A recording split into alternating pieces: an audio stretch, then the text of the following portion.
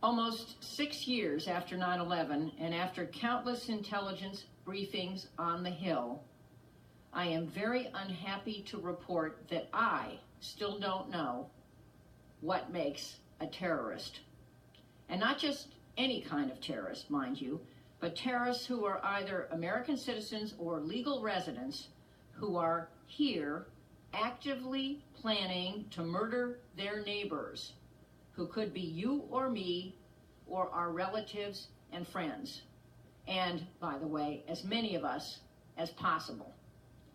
I ask, why does an American citizen like Russell DeFreitas allegedly conspire with an al-Qaeda-inspired cell of international terrorists to destroy JFK Airport and kill thousands of people by blowing up fuel storage tanks and pipelines?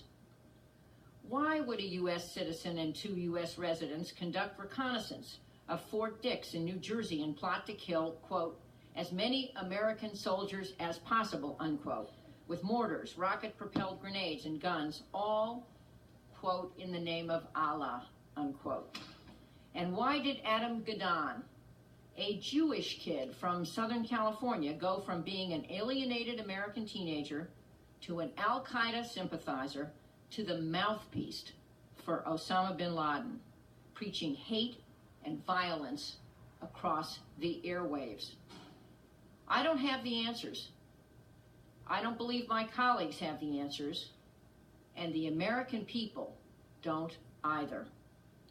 What I do know, however, is that I am chilled by what Dame Eliza Manningham-Buller, the former director of Britain's MI5, has said about the consequences of failing to get the answers and failing to act in time based on those answers.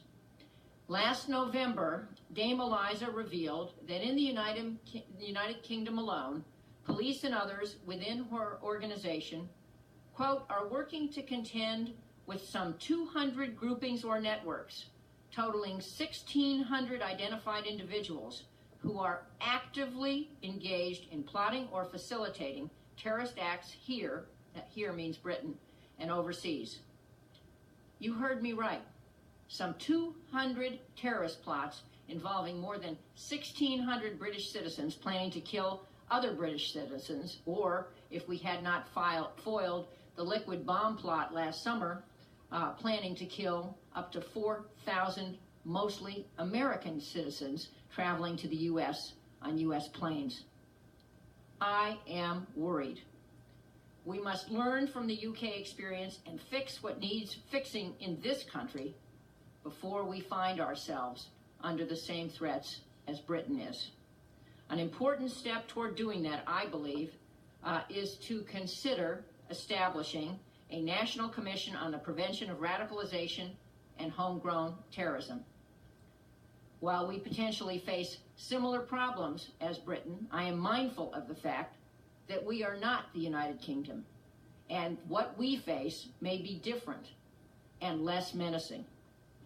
That is all the more reason for us to conduct an expedited but thorough study of what is happening in our country so we can find an American response to our American indigenous threat.